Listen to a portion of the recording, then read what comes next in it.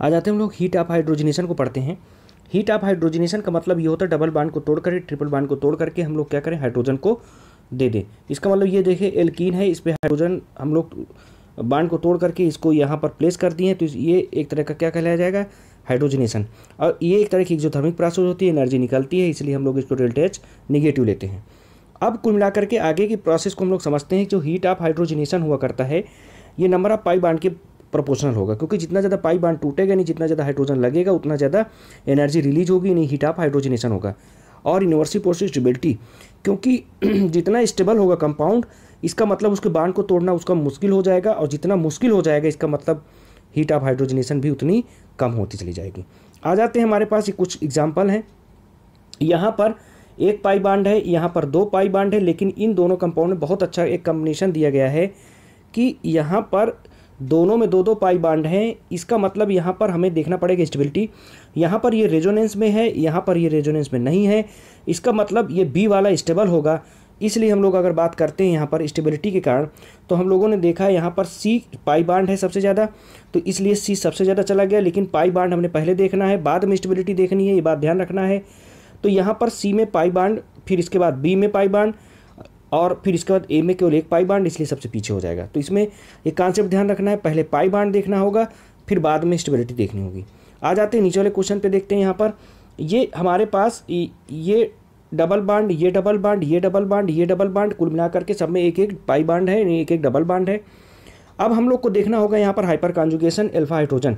यहाँ पर 9 alpha hydrogen है, और यहाँ पर टोटल 6 अल्फा हाइड्रोजन है, यानी हाइपर कॉन्जुगेशन है। यहाँ पर भी 3 हाइपर कॉन्जुगेशन और 3 + 6 हाइपर कॉन्जुगेशन हो गया, और इसमें भी 6 हो गए।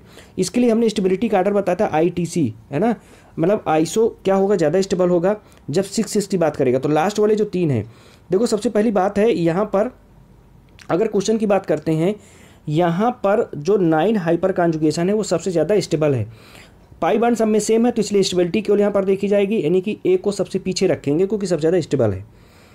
और इसके बाद हम लोग देखते हैं तीनों में 6 हाइपर कॉन्जुगेशन है, इसका मतलब है कि इनकी स्टेबिलिटी अब किससे देखेंगे, ITC से, आइसो की सबसे ज़्यादा स्टेबिलिटी। तो यानी कि डी जो है ये वाला आइसो केस है, आइसो सबसे ज़्यादा स्टेबल होगा, इसलिए देखो डी को पीछे रखेंगे।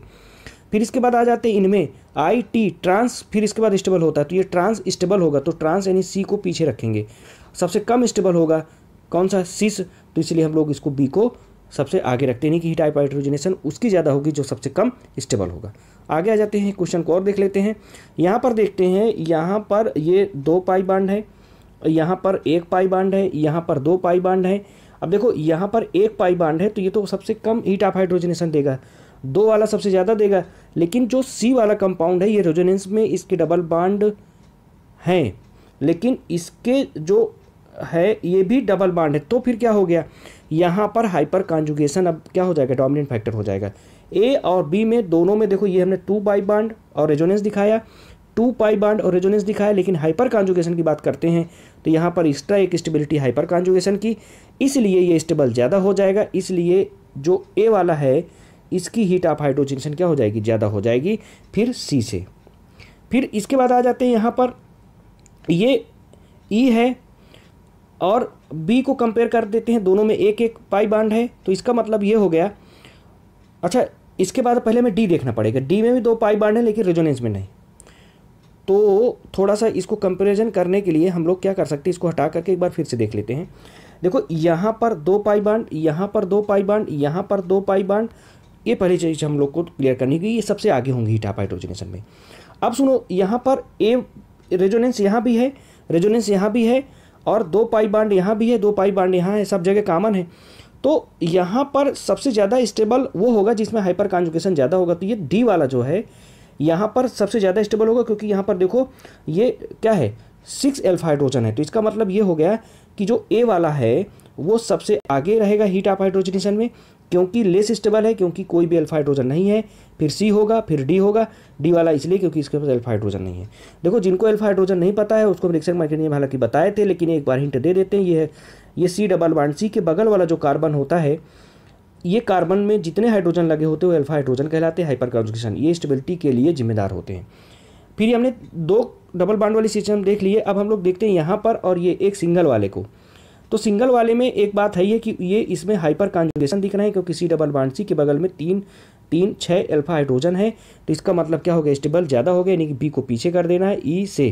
क्लियर। आगे क्वेश्चन को हम देख लेते हैं। यहाँ पर देखते हैं ये जो सिचुएशन दिखाई गई है, यहाँ पर एक डबल बॉन्ड है, लेकिन जो ये कंडीशन देखोगे तो ये किसकी दिखाई दी, ट्रांस की, ये किसकी दिखाई गई, सिस की। और ये सिस ट्रांस में हमने बताया था ITC, यानी कि ट्रांस क्या होता है, यहाँ पर स्टेबल होता है, ट्रांस स्टेबल होगा, इसलिए हीट ऑफ हाइड्रोजन इसकी पीछे हो जाएगी, इसलिए ए को पीछे रख देते हैं।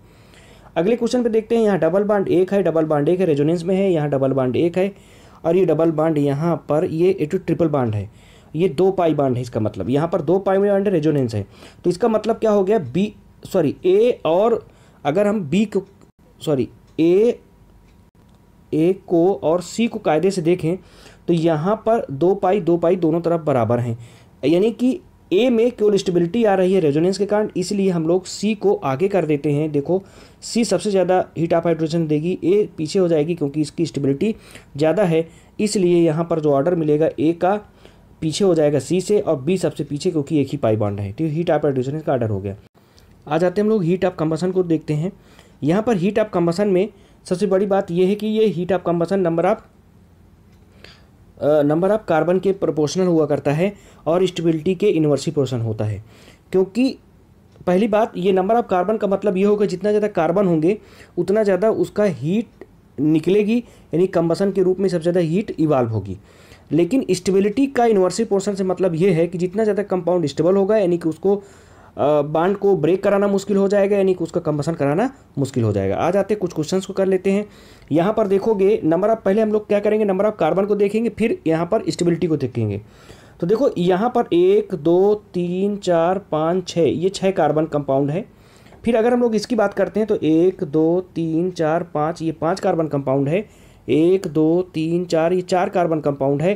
तो इसका मतलब ये हो गया कि यहाँ पर बी सबसे ज़्यादा स्टेबल, फिर ए, फिर सी। ठीक है ना। फिर इसके बाद आ जाते हैं दूसरे क्वेश्चन पे, आ जाते हैं यहाँ पर अगर हम लोग देखते हैं तो 1 2 3 4 5, 5 कार्बन का कंपाउंड होंगे, इसको थोड़ा सही करना पड़ेगा, 5 कार्बन का।